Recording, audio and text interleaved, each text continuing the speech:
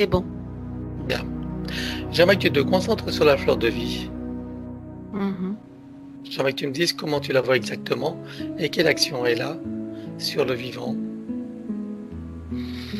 Une action régulatrice et stabilisatrice. Une action de connexion.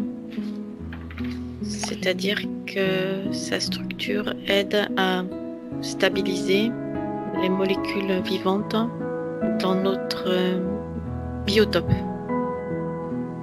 D'où est-ce qu'elle vient la fleur de vie en fait? Quelle est son origine? C'est un modèle.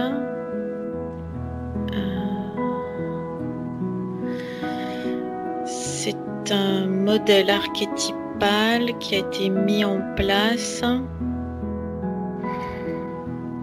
C'est une sorte de... Je ne sais pas comment expliquer ça.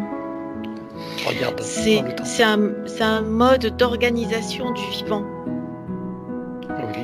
Et Donc c'est une sorte de base pour organiser le vivant dans notre univers.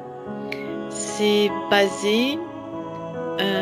alors c'est comme s'il y avait eu des contre-typages ou des copies ou des contrefaçons de cette fleur de vie, mais la fleur de vie originale, elle est basée sur l'organisation de la matrice originelle.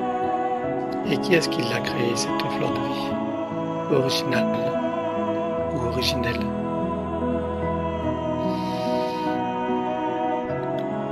Par une énergie planificatrice. Ah oui. Alors ce qui se passe, c'est que c'est comme si...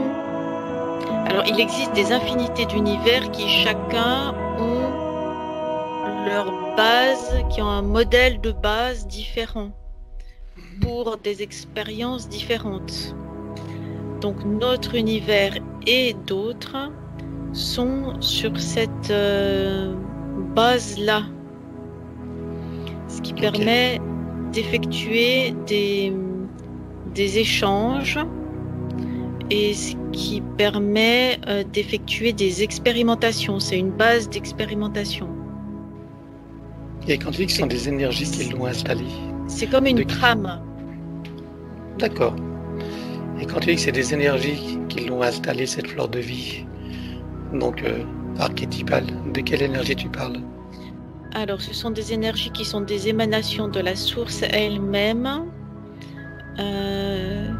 et qui ont pour fonction de modéliser plusieurs types d'univers qui ont pour fonction de modéliser l'énergie de la source de différentes façons. Ok. Et au sein de cette fausse matrice, comment cette fleur de vie se meut en fait? Quelle est son action dans cette fausse matrice? Alors, elle vient stabiliser, elle vient réorganiser et stabiliser ce qui vibre ou ce qui est déformé. Ça vient recréer le modèle des ondes de forme correctes. Ça vient si tu as un trait qui part, qui est dévié, ça vient comme une sorte de modèle montrer de nouveau la bonne direction pour le trait. Donc ça recrée la forme originelle, quoi.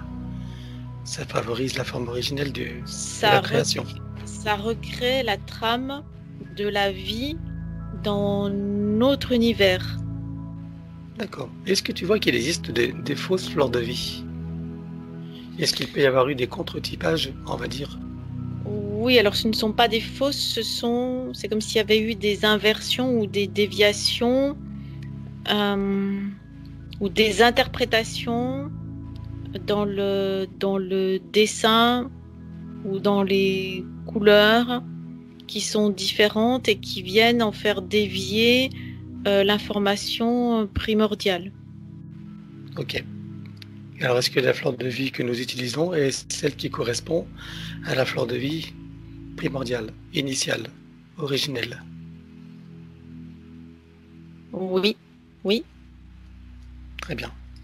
Comment est-ce que tu reconnais une fleur de vie qui est inversée? Alors souvent, c'est plus subtil que ça, hein. Ça n'est pas inversé, c'est dévié. Oui.